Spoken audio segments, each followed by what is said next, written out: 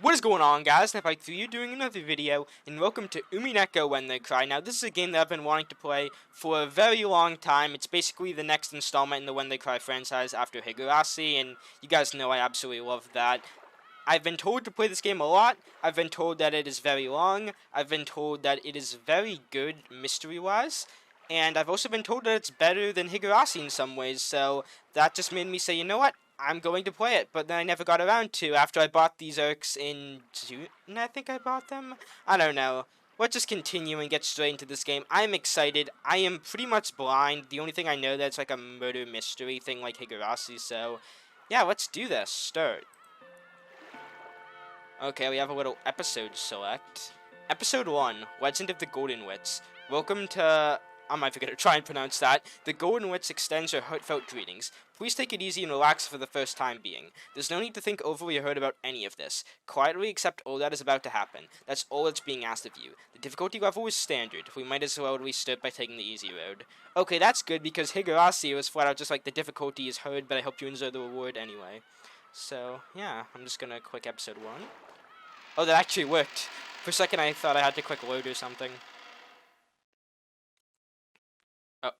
Oh, a tips mode. In the middle of the game, at any time, I right-click with the mouse to open up the tips mode. Here, besides the save and load functions, you can view character profiles and more. Additional information will be added to you as you progress through the story. Probably a good idea to take a peek here every once in a while. That's cool because in Higurashi, you got your tips every day, like at the end of it. But in here, you can just view them anytime. That's kind of cool.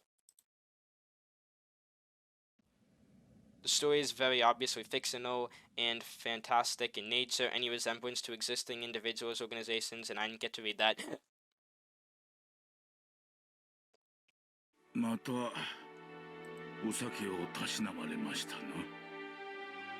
I wonder, can I just press spacebar instead of click like I could in Higurashi?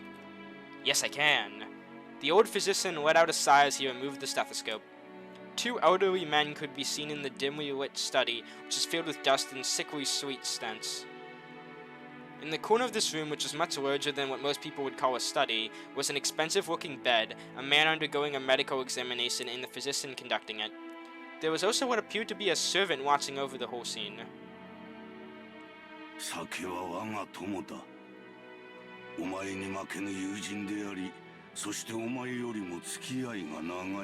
It's a little weird to not have the mouth smooth, but whatever. I guess this guy's name is Kinzo. As the man bearing his chest for the stethoscope rearranged his clothes, he spoke unapologetically. Kinzo-san. Okay, and that person is Terumasa. Hopefully I can remember these names.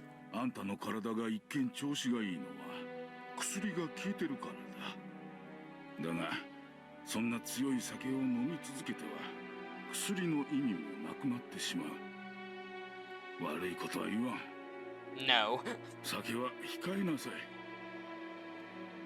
忠告の気持ちだけはありがたくいただいておく。我が友よ、源氏、もう一杯頼む。心持ち薄めでな。南條の顔も立ててやれ。よろしいのですか? After eyeing both the master who demanded the alcohol and the family doctor who forbade it, Genji, the old butler, silently gave a slight nod and carried out his master's orders faithfully. Wait, I'm gonna try out the right-clicking. Does that work? Nope, it didn't work. The family doctor, Nanzo, let out a deep sigh once again as he watched the butler busy himself alongside the liquor cabinet. There was a smell filling up the room.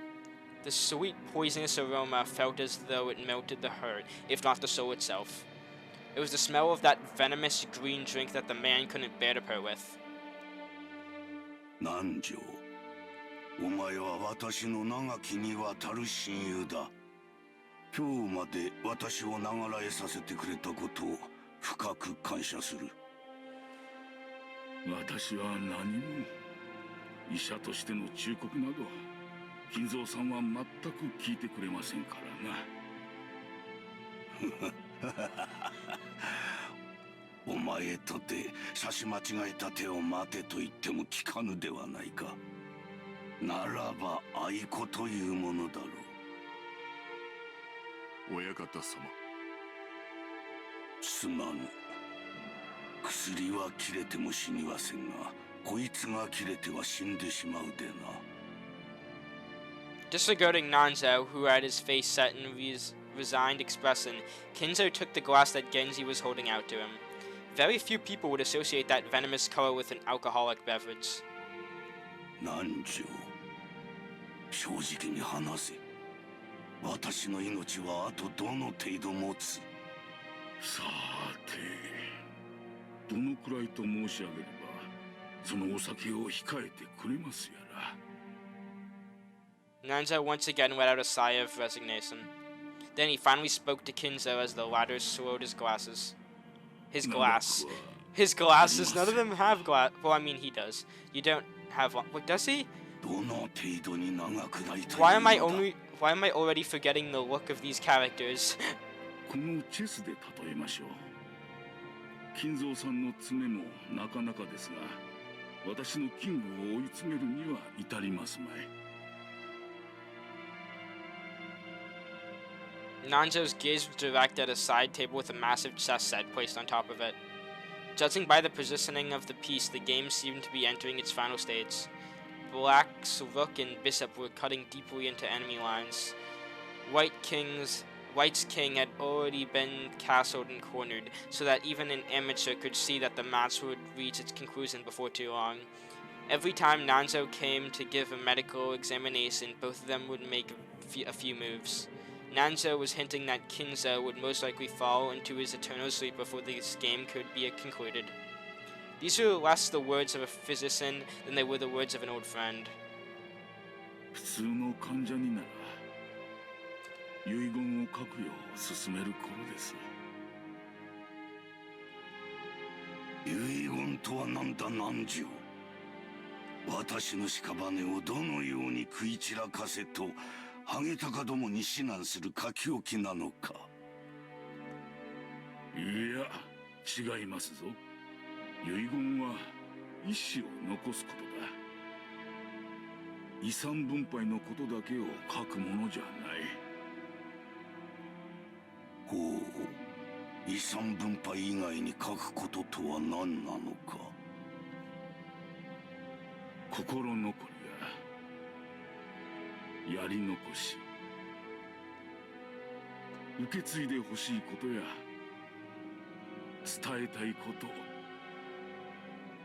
何でもいいんです。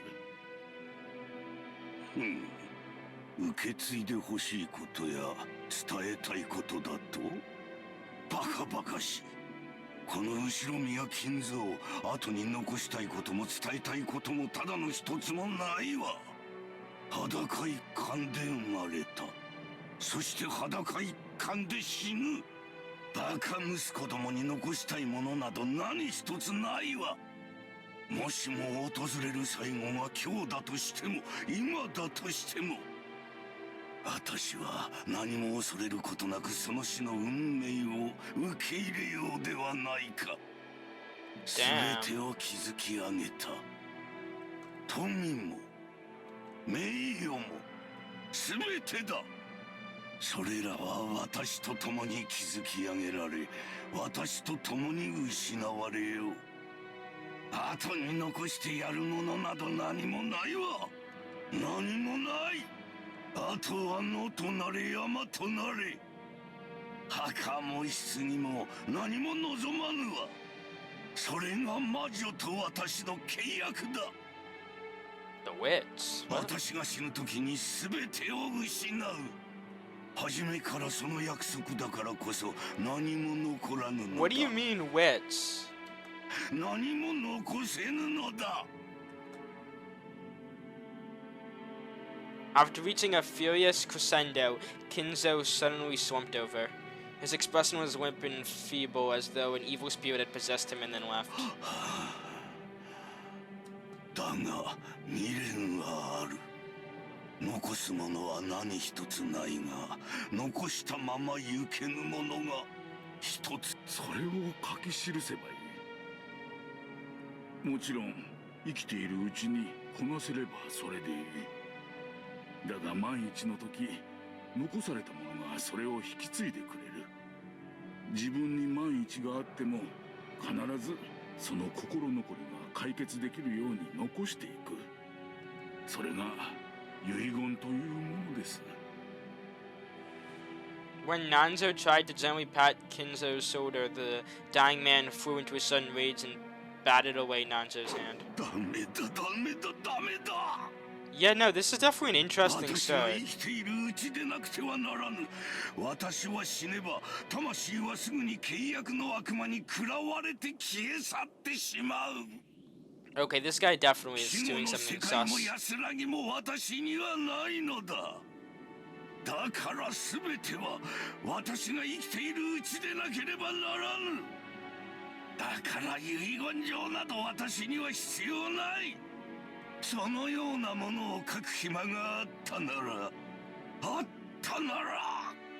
私は見たい。もう一度見たい。ベアトリーチェの微笑む顔がもう一度見たい。 Beatrice? はあ、ベアトリーチェ、なぜに私をこれほどまでに拒むのか。今こそお前に与えられた全てを返そう。全てを失おう。だから最後にもう一度だけお前の美少を見せてくれ。ベアトリーチェ、頼む交渉だ。聞こえているはずだ。お前はそういう女だ。頼む、姿を見せてくれ。いるんだろう。 Okay, this guy's kinda crazy. 聞こえていながら姿を消し、今もこの部屋のどこかで私を嘲笑っているのだろう。私の前にもう一度現れてくれ。そして微笑んでくれ。なじってくれてもいい。望むならお前の手で私の命を奪ってくれてもいい。このまま一人で死にたくない。お前の微笑みを再び一目見るまでは絶対に死ねないのだ。ああ、ベアトリーチェ、ベアトリーチェ、この命はくれてやる。お前にくれてやる。五章だ、ベアトリーチェ。 You know, this guy's definitely crazy. Oh. Oh, yes, intro. I love intros.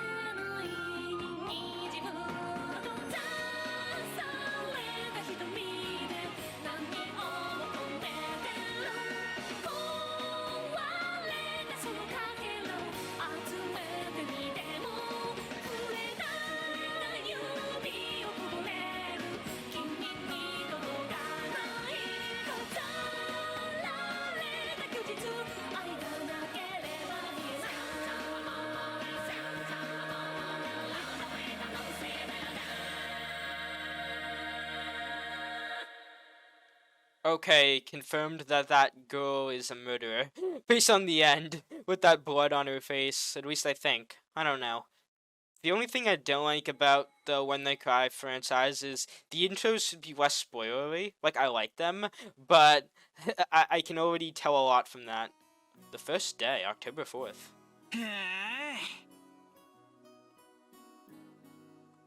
時代ってやつは進歩してんな。たったの20分でついちまったんだから驚いちまうぜ。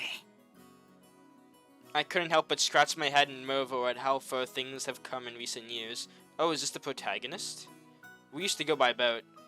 Back then, we were all forced to endure nearly half a day of swaying back and forth over the sea before we reached Ninzami. Things have gotten so much more convenient these days. Still, I've never been on a plane this small. I've flown in the huge jumbo jet before, but this will be my first experience as a tiny one. It's kinda sick, isn't it? They say smaller boats take more than big ones, so I guess the same rule probably applies to planes. Just spare me. 大丈夫だよ、バトラー君。船に比べたら全然揺れは少ないよ。Okay, this guy kinda sounds like Erie just a little bit. うわジョージの兄貴かよ。急に勘弁してくれよ。今ので寿命が3年縮んじまったぜ。つうか、揺れってなんすか？別に俺は飛行機も揺れんのかな、まさか落ちたりしねえかななんて夢にも思っちゃいないぜ。That's actually kind of cool that I can see Battler's sprites, because that means for once I can see the sprite of the person I'm playing as. At least I think I'm playing as him. ごめんごめん。もう小さい頃とは違うよね。あれから6年も経ってるんだし、もうバトラ君も子供じゃないか。Okay, I'm assuming these people are teenagers then. じゃあ、兄貴はタバコも酒も OK ってかよ。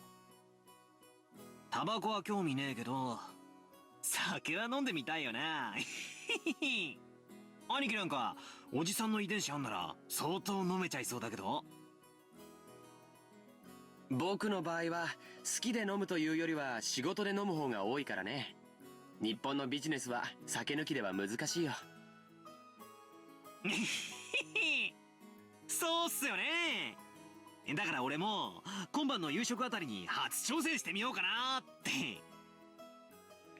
ダメだよ。バトラ君はまだ未成年じゃないか。未成年の飲酒は発育に悪影響を及ぼす可能性がって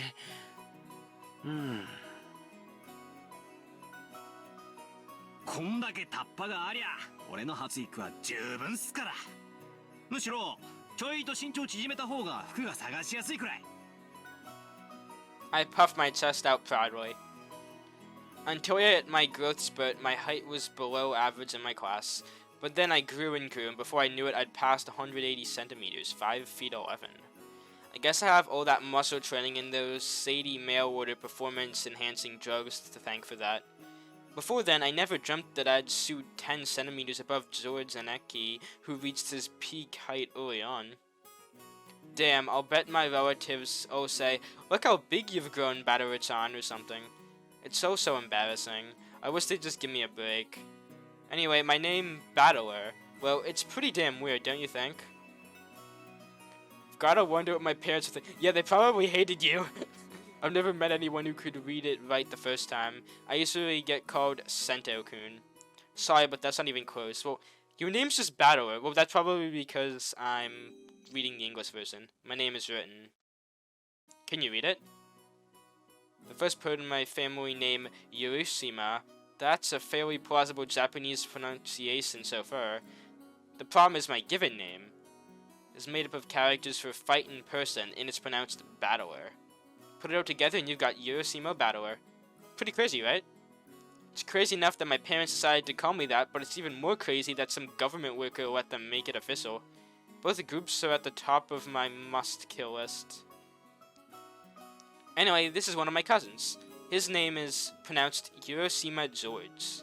He's 5 years older than me, so he must be turning 23. Okay, that means that you're 18. Since the Ushiromiya cousins consist of 2 boys and 2 girls, I ended up playing with George all the time. And because I've always thought of him as a big brother, I still call him Aniki today. しかしバトラ君は大きくなったな。男子3日をあざれば刮目して待つべしとはよう言うたもんや。やっぱり血かしらね。ルドルフも高校くらいまでは身長そんなになかったのよ。成長期が遅い方が最終的には伸びるのかもね。なことないっすよ。男は中身も伴わなくっちゃ。そうや。バトラ君は分かっとる。男は中身で勝負なんや。常に己の鍛錬を忘れたらあかん。そして虎視眈々とチャンスを待ってドカンと開花させるんや。わしもまさか今日会社社長なんて一国一城の主になれるとは思わんかった。そうや、あの無一文の焼け野原がわしの原点なんや。This stout, plump old guy is George Zaneki's dad, Uncle Hideyoshi. He's the husband of Dad's older sister. In other words, we're not blood related. He's nice to children, sociable all the time, and even quick to give out some spending money to us kids. Simply put, he's an awesome uncle. He speaks in an odd and very noticeable Kanji dialect, but he's actually a natural-born Kanto man. Apparently, impressions are everything in the business world. I thought it said Kanto for a second, and I'm like, oh, this must be Ask Ketchum because his parents hated his name too. So speaking in a different style than other people is an act that makes him stick out more. However, I hear he gets embarrassed when talking with an earshot of a real kanji person, so he switches back to standard Japanese. I don't really get it, but he's definitely an interesting person. すぐ自分の自慢話に入っちゃうのがたまに傷なのよね。およ I'm しなさい assuming な。 that's his wife.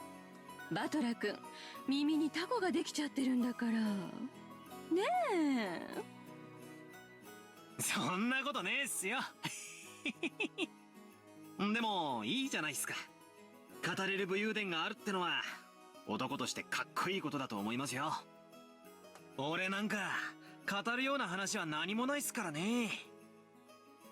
あらそう？バトラ君なんかそのルックスでいっぱい女の子を泣かせてそうだからさぞかし武勇伝が多そうだと思ったんだけど。 Okay, that's glitched dialogue then. うわあだだだだだ。情報弾じゃないっすよ。そんな妙な武勇伝あるわけないじゃない。むしろ紹介してほしいくらいっす。あら、あるんでしょ武勇伝。おばさんにも後で教えてね。ジョージったらそういう浮ついた話が全然ないんだから。This is George Zaneki's mother, Aunt Eva. She's my dad's older sister. She and Uncle Hideyoshi are a pair of jokers and they've always teased me back as far as I can remember. Okay, can I finally try out the right-click thing? Yes, I can. Switch to Japanese. Why would I do that? Options. What are my options? But where are my tips? No, are they in the system? Okay, yes, here they are. That is Battler, son of Rudolf and his first wife, Azumi. When his father married a second wife shortly after Azumu's death, Battler rebelled and went to live with his grandparents on his mother's side. However, both these grandparents passed away and he's now returned to Ushiromiya family after 6 years. This family conference is a chance for him to renew his friendship with his cousins after a 6-year gap. We have George, Eva and Hideyoshi's son, an affable young man liked by everyone in the family. He is currently studying as an assistant for his father's company and it seems he dreams of making it his own one day. As the oldest of 4 cousins, he acts as their leader and arbiter.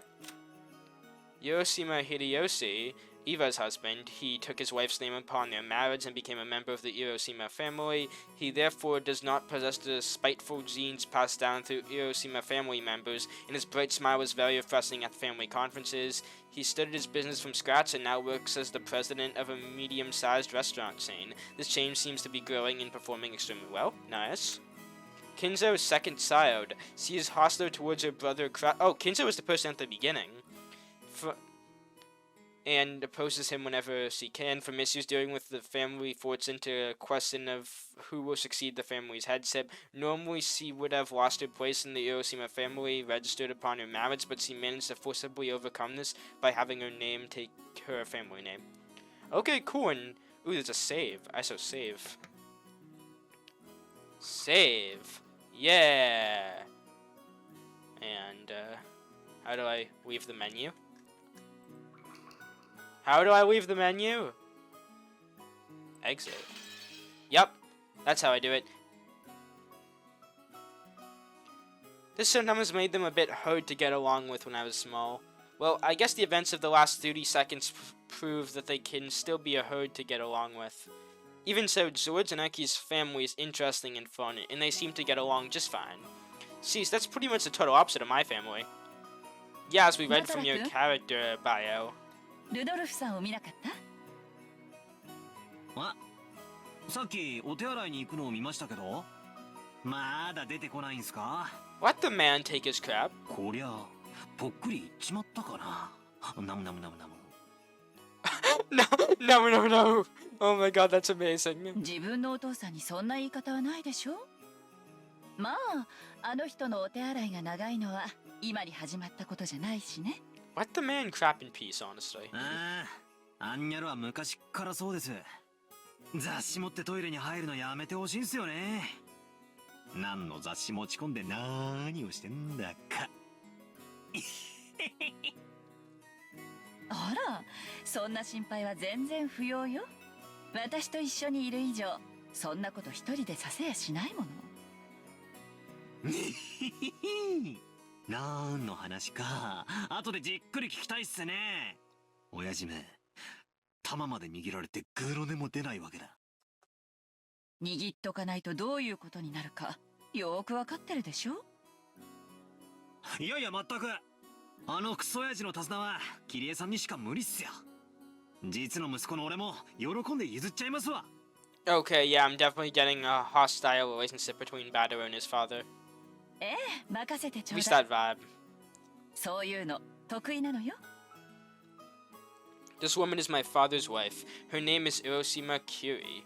As you can probably tell from her conversation, she's not my real mother. She's basically my stepmother. My real mom died 6 years ago, and Kiri's son is the woman Dad married afterwards. It's understandable for someone my age.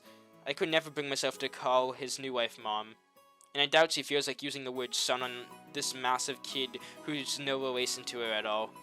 We aren't little kids. We know there's nothing to be gained by fighting. So we decided that we wouldn't force ourselves to pretend that we were family. I've decided to act a bit more frank with her, acting as though she's a friendly neighbor instead. It's much easier if we just keep a little distance instead of forcing ourselves to act all close and making each other uncomfortable. Kiri-san has always been very open about all this, and thanks to that, we've been able to get along pretty well. Then, just when we were bad-mouthing Dad about being in the bathroom, the man himself came back, wiping his hands with a handkerchief. バトラーなんだよ、親父。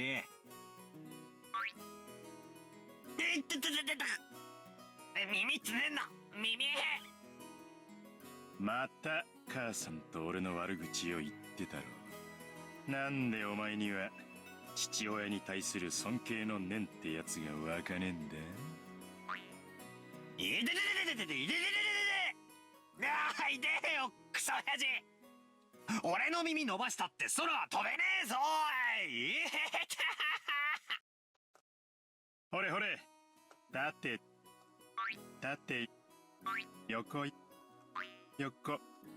丸書いて逆に回して倍率どんどんさらに2倍。 Oh my god, what is happening right お父さん now?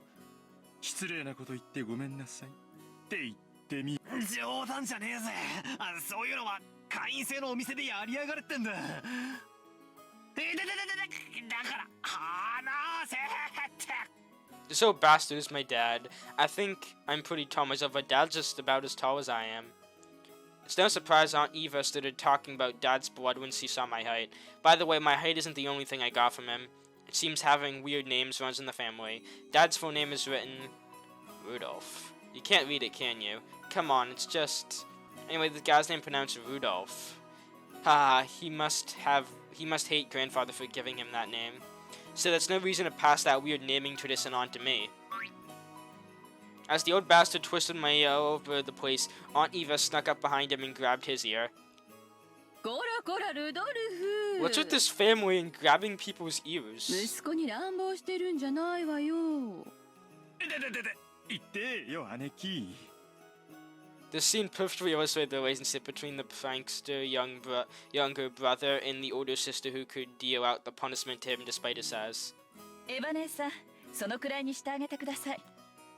同じ分、後で反対の耳を私が引っ張って伸ばしておきますので。 Okay, yeah, no, this family just likes あら、 pulling ごめんな people's さ ears い for some ね。 reason. キリエさんの引っ張る分も残しておかなくっちゃ。ルドルフ。たく、姉貴こそ弟いじめもいいとこだぜ。 Okay, I don't 秀 like 吉 him. 兄さんもこんな姉貴を拾ってくれて本当にありがとうございます。兄さんの寛大さがなかったら今でもまだ売れ残ってますよ。弟として申し訳ないです。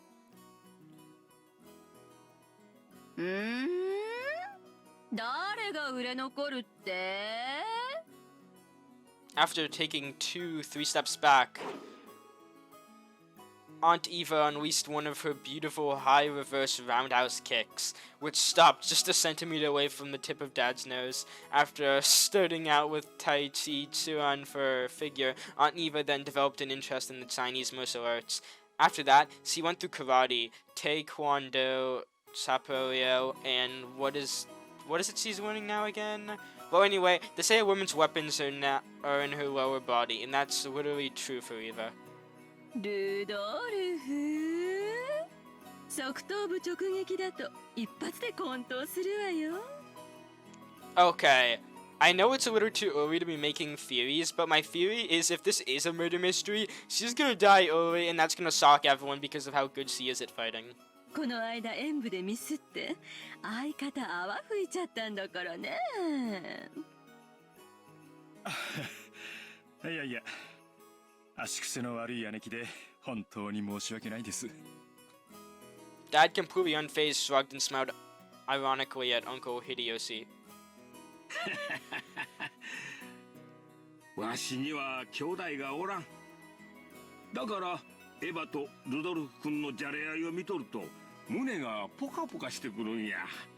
兄弟や家族はほんまにええもんやな。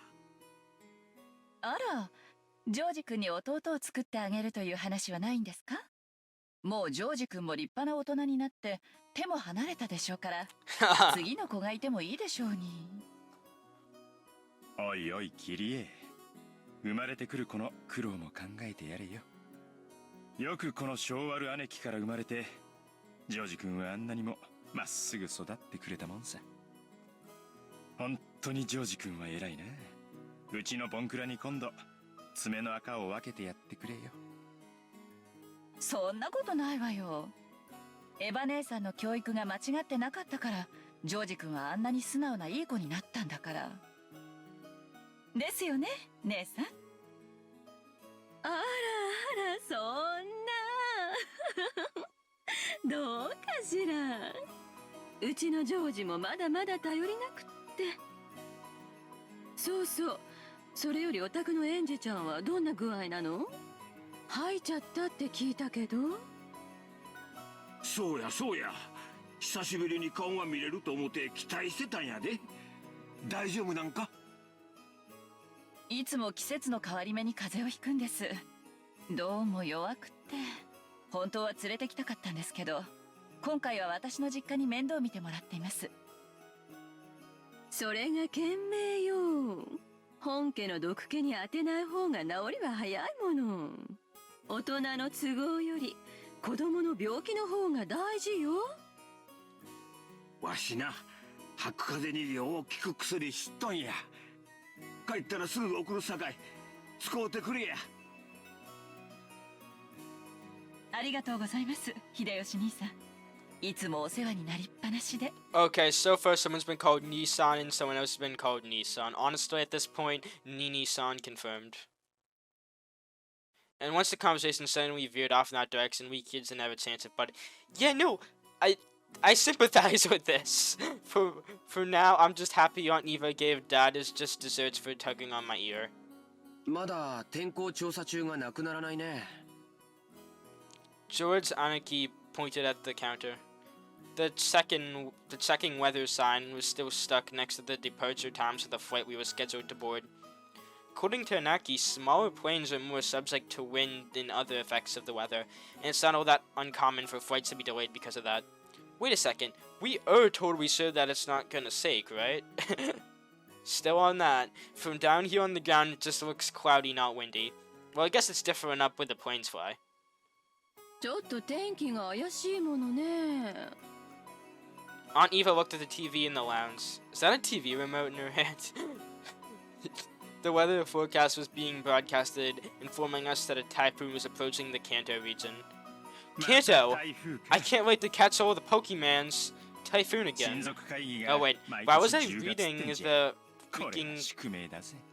Why was I reading the dialogue? I never do that. どうかね。 Okay, maybe that typhoon's probably gonna trap them on the island. 私もお盆の時期にやってくれればっていっつも思うわよ。I mean, I'm kind of getting like horror movie signal vibes from this, where like everyone's together and then they go to somewhere and then they get stuck somewhere. ならルドルフ、それ今回の会議でお父様と兄さんに提案してみればいいじゃない。冗談。姉貴が言えよ。俺が何を言っても兄貴は聞かねえよ。いやよ、私は別に10月でも困らないもの。ルドルフが台風が嫌だからって言うから提案したらって言っただけよ。俺は台風が来るのはいつものことだなって言っただけだろ。お盆の時期がいいって言い出したのは姉貴だぜ。あら、去年ルドルフも言ったわよ。お盆の時期なら仕事のスケジュールとも合わせやすいのにって。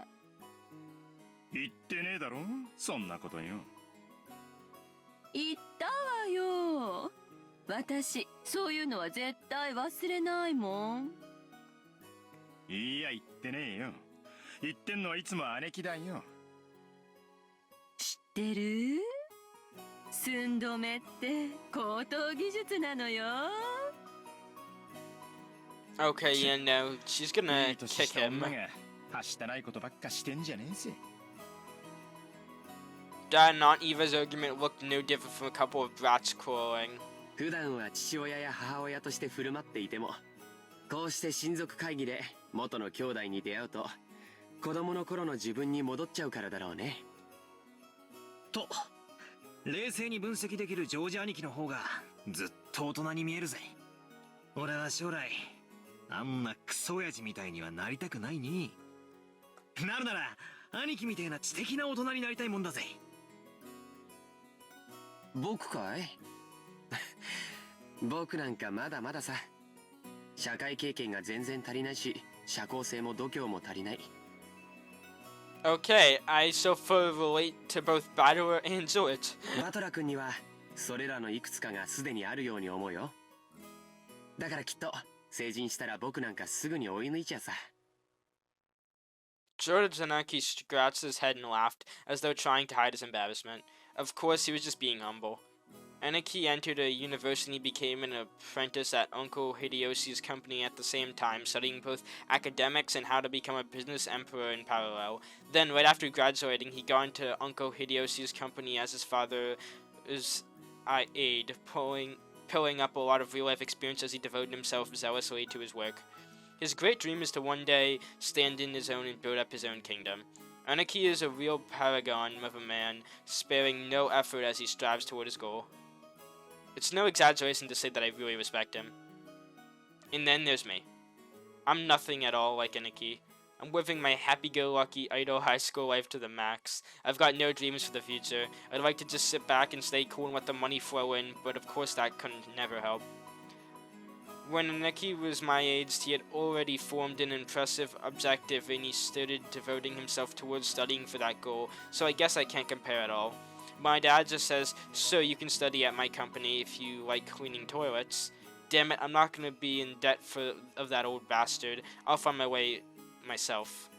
If only willpower was all that it took to become an adult. Should I go on one of those self-searching journeys that they're all the rage these days? Well, it's not like I could mooch off my parents for that kind of money. Right then, Uncle Hideyoshi shouted out loud. He's a really nice person on the whole, but he does have a problem controlling the volume of his voice. When I looked over, I saw that he was greeting Aunt Rosa, who had come late. おおおお、ローザさんやないか。マリアちゃん久しぶりやの。久しぶり。 Oh, yeah. She's okay. First of all, she sounds like Rena, and she was the person who had the blood on her face in the intro. Yeah, this is like Rena 2.0. Rena mixed with Hanyu. お久しぶりですでしょ。言ってごらん。お久しぶりです。そうや、よく言えたな。ご褒美に飴玉あげような。おっと、あれ、どこにしまったんや。ローザさん、お久しぶりです。マリアちゃんもお久しぶり。ご無沙汰してます、キリエ姉さん、秀吉兄さん。あ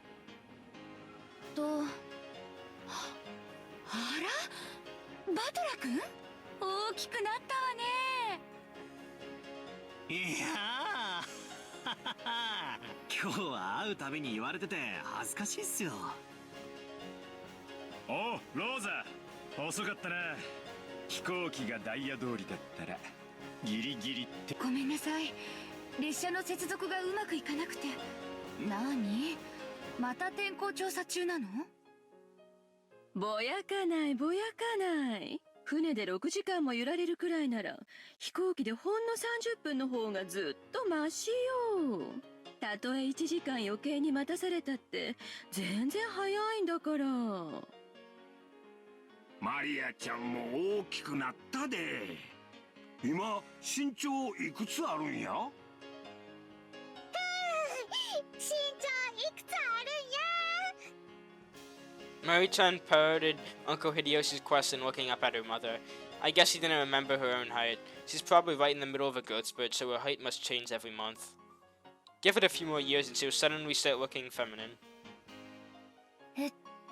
この間の身体測定でいくつって出たっけ？これでも少しずつは伸びてるんですよ。ねえ。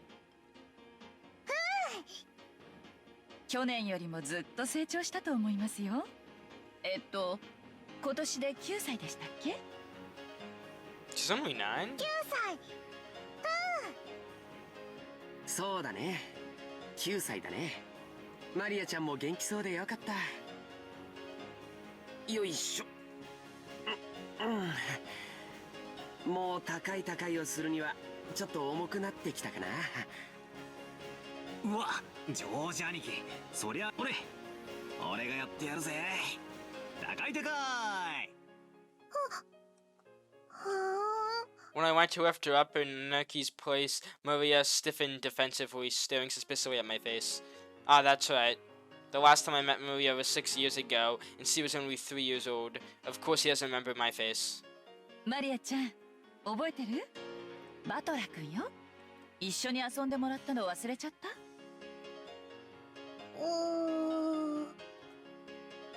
無理だろ。最後にバトラと会ったのは3つの時だぜ。3つの時の記憶なんか残ってねえよ。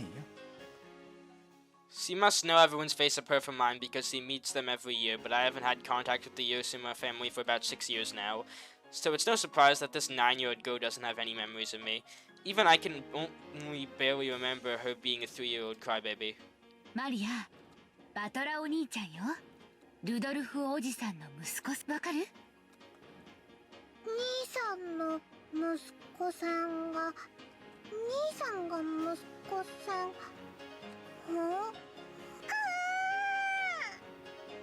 That ooh sound was probably your brain going into overload at the complicated explanation. I guess that phrasing was a bit confusing. Ni or Oni, the title you'd use to refer to an actual older brother, can also be a friendly honorific for a boy who's only a bit older than you.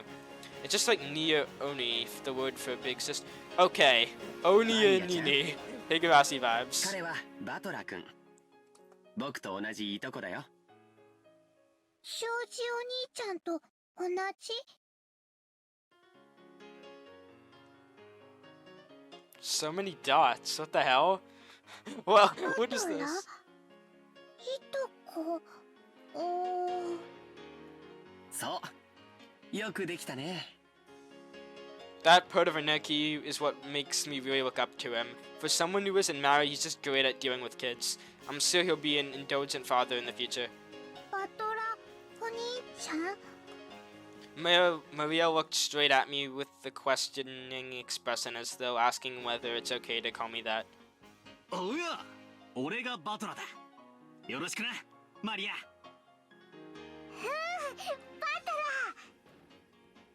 こらマリア、呼びつけちゃダメでしょ。バトラお兄ちゃんと呼びなさい。いいっすよ、ローザおばさん。細かいことは気にしないっすから。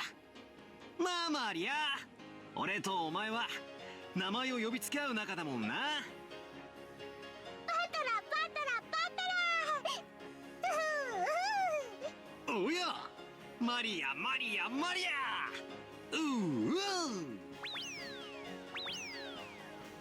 We horsed around for a while to make up for the 6-year gap in our friendship. She probably still thinks of me as nothing more than a big new friend, but things will probably work out as we get to know each other again. But I'm surprised. She just the way I remembered her being 6 years ago. It seems that people don't change that much after all. I'm a bit happy that she is still in the pure innocent girl I remember. Her name is written... Of course, it is pronounced Maria. The third character looks like a cross, which is pretty cool. Her feelings... The third character... Oh, in the name. Her feelings don't usually show up on her face, so it can be difficult to know just what she's thinking, but that's just how she looks on the outside. On the inside, she's just a sweet, normal girl. Then there's Maria's mother, Aunt Rosa. She's my dad's younger sister. Rosa is written... Her name's that totally not Japanese. Sorry to say it, but her name is almost as ridiculous as dad's. Wait, hold up. System... Okay, we're filling in the gaps. Poggers. We've already done up here. Now we have Rosa. She's by far the youngest of the 4 siblings. It seems that this gives her a weaker position as the family conference. She manages a design company, but she has yet to start taking it seriously, and its financial situation is far from favorable. And Maria, her father's identity is unknown. She can't shake off the habit of speaking like a young child, which often earns her a scolding. She has no interest in studying or making friends, but is very interested in things concerning the occult and black magic. Thanks to her excellent powers of memorization, she knows all kinds of obscure trivia. That's a little weird. I'm gonna save, and let's continue. No, exit. When I think about it, all the names in my family sound foreign. Just why is grandfather so obsessed with that? Because of him, even we grandchildren have to put up with this weird naming sense. It's even more annoying since grandfather's own name is perfectly normal. Anyway, there's one thing about Aunt Rosa that's really compared to other family members. The old bastard and Aunt Eva have this annoying urge to tease and mock people all the time. But even though she shares their blood, Aunt Rosa isn't like that at all. She has the most common sense among all the siblings. Like Uncle Hideyoshi, she's a kind aunt who always loves to be on the kid's side. However, possibly because she's more strict as a parent, she's not liberal with handing out spending money like Uncle Hideyoshi. Okay. Now we have the entire group of family members who are going to board the plane. At that moment, as though it had waited for us to arrive, an announcement rang through the lobby. 新島行き201便の搭乗をこれより開始いたします。ご搭乗のお客様はカウンター前の白線前に We're missing an entire branch of the family, though. ローザ、搭乗手続きまだだろ。急げ急げ。いけない。マリア、いらっしゃい。 We had to go through a metal detector before going to the runway. A small plane wasn't as massive as an international flight, but it was still a plane. A staff member holding a medical detector checked us out. A medical? A metal? Can't believe I just said medical. Once all of us cleared the check, we followed the staff member out onto the runway. Come to think of it, everyone is here in the Ushiromiya family. It's like this is a reserved charter flight or something. A group stopped in front of the entrance to the airplane. Then our guide turned around and spoke, looking down at the passenger list as he did. それではこれよりご搭乗となります。名簿を読み上げいたしますので、前方の座席、右側から順に右、左。次のそれではお読み上げいたします。後宮秀吉様。わしからか。はい。そうだエヴァ。飴玉あるか。さっきから探してるんだが、Ushiromiya Eva様。ハンドバッグの中よ。機内に入ったら出すわ。I've heard that candies are a good way to protect your ears from hurting because of variations in atmospheric pressure when landing or taking. That's weird. That's probably what they're talking about. 俺の席窓際だといいな。大丈夫だよ。窓際席しかないもん。 As George and Aki said, there are apparently only 2 lines of seats. So this is what a small plane is like. We are totally sure it's not gonna sink, right? 後宮ジョージ様。はい。大丈夫だよ、バトラ君。あんまり揺れないから。後宮バトラ様。兄貴、あんまりってどのくらいだよ。船から落ちても泳げるからいいが、飛行機が落ちたらそれでおしまいなんだぜ。もちろん客席にはパラシュートがあるんだろ。ねえの？後宮ルドルフ様。ほらバトラ、感動してねえでとっとと奥行け。 Is he gonna grab his ear again?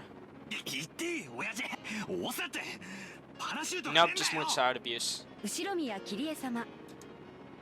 ほら仲良くじゃれてないの。進む進む。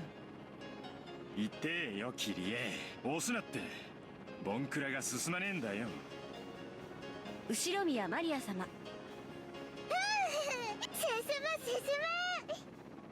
進む。後宮ローザ様。こらマリア、静かにしなさい。Okay, all present accounted for and on a plane. Great. こちらは機長の川端です。本日は新東京航空201便をご利用いただき誠にありがとうございます。新島空港までは約20分のフライトの予定です。Is that 20 minutes of reading or 20 minutes of in-story 上空の things? 気流が乱れているとの報告が入っています。多少の揺れがあるかもしれませんので、離陸後もシートベルトは外さないようにお願いいたします。兄貴、シートベルト外しちゃいけない揺れってなんだよ。ジャンボ機なら離陸後はシートベルト外せるぜ。それが外しちゃいけないってどんな揺れだよ。くそー、騙された。何が揺れないだ。パラシュートどこだよ。やっぱり俺は船が良かった。Oh my god, that's great. Do we get tips now? No. Is this credits? What? What's with the golden wish? Yeah, well, like. Oh. I think this is credits. Do I press enter? Or do I just let them play out? My god, I've been playing this for 53 minutes, dang. Just check my OBS. Okay, I'm pretty sure... No, we know... Okay, no, we know everyone on that list. Because there's people missing. Who have we not met yet?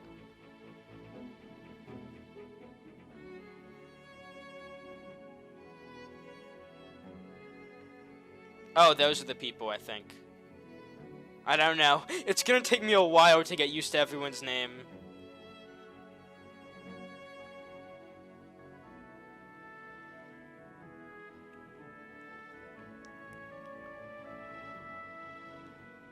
Rondo of the Wits and Reasoning. Okay, yeah, no, this is gonna be fun.